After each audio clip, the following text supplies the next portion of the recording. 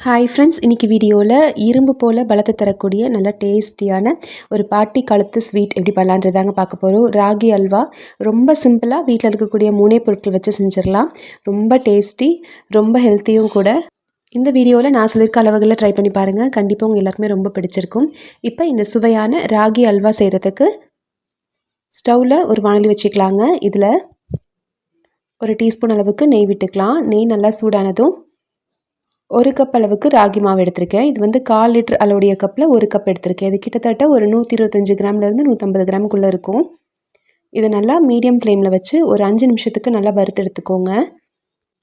ராகி மாவு நல்லா வறுபடணும். நல்லா வாசனை வர வரைக்கும் நல்லா வறுத்துக்கோங்க. இதை நான் இன்றைக்கி கடையில் வாங்கின ராகி மாவு தாங்க பயன்படுத்தியிருக்கேன், அதாவது கேழ்வரகு மாவு. சப்போஸ் நீங்கள் வீட்டிலேயே செய்கிறதா இருந்தாலும் வீட்டில் செஞ்ச கேழ்வரகு மாவு கூட தாராளமாக பயன்படுத்திக்கலாம். அதாவது முளைக்கட்டி எடுத்துருப்பீங்க இல்லைங்களா, அந்த மாவை கூட நம்ம தாராளமாக பயன்படுத்திக்கலாம். 1 கப் மாவை நல்லா பாருங்கள் இந்த மாதிரி வறுத்து எடுத்துக்கோங்க.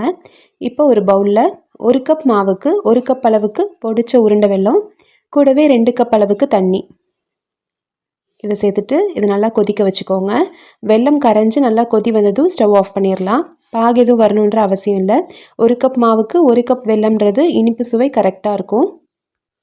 இந்த இடத்துல வெல்லத்துக்கு பதிலாக நீங்கள் நாட்டு சக்கரை பயன்படுத்துகிறதா இருந்தாலும் பயன்படுத்திக்கலாம். இப்போ பாருங்கள், வெல்லம் நல்லா கரைஞ்சி நல்லா கொதி வந்துருச்சு. இந்த அளவுக்கு நல்லா கொதித்து வரும்போது ஸ்டவ் ஆஃப் பண்ணிடலாம். இப்போ நம்ம ஏற்கனவே வறுத்து வச்சுருக்க ராகி மாவில் நம்ம இப்போது ரெடி பண்ணி வச்சுருக்க அந்த வெள்ளை தண்ணியை வடிகட்டி ஊற்றிக்கலாம். கட்டிகள் எதுவும் இல்லாத மாதிரி நல்லா வந்து கலந்து விட்டுருங்க. இதை கட்டி எதுவும் இல்லாத மாதிரி நல்லா கலந்து விட்டுட்டு அதுக்கப்புறமா அடுப்பில் வச்சு அல்வா செய்ய ஸ்டார்ட் பண்ணிடலாம். இந்த தண்ணியே போதுமான அளவுக்கு இருக்கும். எக்ஸ்ட்ராவாக தண்ணி எதுவும் தேவைப்படாதுங்க. பாருங்கள், கட்டி இல்லாமல் இந்த மாதிரி விஸ்கோ அல்லது ஏதாவது ஒரு கரண்டி வச்சோ நீங்கள் வந்து நல்லா மிக்ஸ் பண்ணி விட்டுக்கோங்க.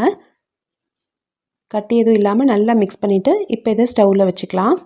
மொத்தமாக இதுக்கு ஒரு 3 டேபிள் ஸ்பூன்லேருந்து 4 டேபிள் ஸ்பூன் அளவுக்கு நெய் தேவைப்படுங்க இந்த அல்வா செய்கிறதுக்கு. நீங்கள் இதை வெளியில் வச்சு ஒரு 3 நாள் வரைக்கும் நம்ம வந்து சர்வ் பண்ணிக்கலாம். இந்த ராகி அல்வாவை ஃப்ரிட்ஜில் வச்சு ஒரு வாரம் வரைக்கும் சர்வ் பண்ணிக்கலாம். பாருங்கள், கட்டி இல்லாமல் நல்லா மிக்ஸ் பண்ணியாச்சு. இப்போ ஸ்டவ்வில் வச்சிடலாம். ஸ்டவ்வில் வச்சு ஒரு டேபிள் ஸ்பூன் அளவுக்கு நெய் விட்டு இதை நல்லா கலந்து விட்டுக்கோங்க. மீடியம் ஃப்ளேமில் வச்சு இதை நல்லா கலந்து விட்டுக்கோங்க. மீடியம் ஃப்ளேமில் வச்சு செய்யும்போது உங்களுக்கு அடி பிடிக்காமல் இருக்கும்.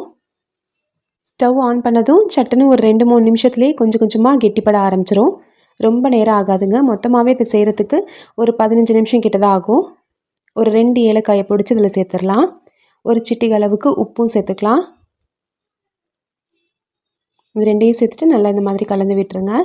இப்போ ஒரு டேபிள் ஸ்பூன் அளவுக்கு நெய் சேர்த்துக்கிறேன்.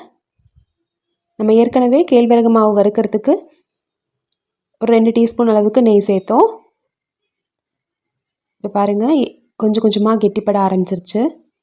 வாணலியில் ஒட்டாமல் நல்லா திரண்டு வரும்போது நம்ம ஸ்டவ் ஆஃப் பண்ணிக்கலாம். நான் மொத்தமாக ஒரு 4 டேபிள் ஸ்பூன் அளவுக்கு நெய்யை கொஞ்சம் கொஞ்சமாக சேர்த்துருக்கேன். மீடியம் டு லோ ஃப்ளேமில் வச்சு இது நல்லா வந்து கிண்டிக்கோங்க. வெறும் கேழ்வரகு மாவு, வெல்லம், நெய் இது 3 இருந்தால் போதுங்க. ரொம்ப டேஸ்டியான கேழ்வரகு அல்வா, ராகி அல்வா ரெடி ஆயிரும். இப்போ பாருங்கள், கொஞ்சம் கொஞ்சமாக அப்படியே கெட்டி ஆயிருச்சு. நல்லா திரண்டு வந்துருச்சு. நம்ம சேர்த்த நெய் கொஞ்சம் வெளியில் வரணும். அது வரைக்கும் இதை நல்லா வந்து இப்படி லோ ஃப்ளேம்லேயே வச்சு நல்லா மிக்ஸ் பண்ணி விடுங்க. நான் ஒரு டேபிள் ஸ்பூன் அளவுக்கு நெய் சேர்க்குறேன். அதிக நெய் இழுக்காதுங்க. ஒரு 3லேருந்து 4 ஸ்பூன் தான் இழுக்கும். ஆனால் டேஸ்ட் அவ்வளோ சூப்பராக இருக்கும். குழந்தைங்க இதை வந்து ராகி அல்வா அப்படின்றதே கண்டுபிடிக்க மாட்டாங்க. நம்மளுடைய பாட்டி காலத்தில் செய்யக்கூடிய நல்ல டேஸ்டியான ஒரு ஸ்வீட் ரெசிபி இது. இப்போ பாருங்கள், நான் சேர்த்த நெய் அப்படியே இதை இழுத்துருச்சு. இன்னும் ஒரு 2-3 நிமிஷம் இதை வந்து குக் பண்ண நம்ம சேர்த்த நெய் அப்படியே வெளியில் வரும்.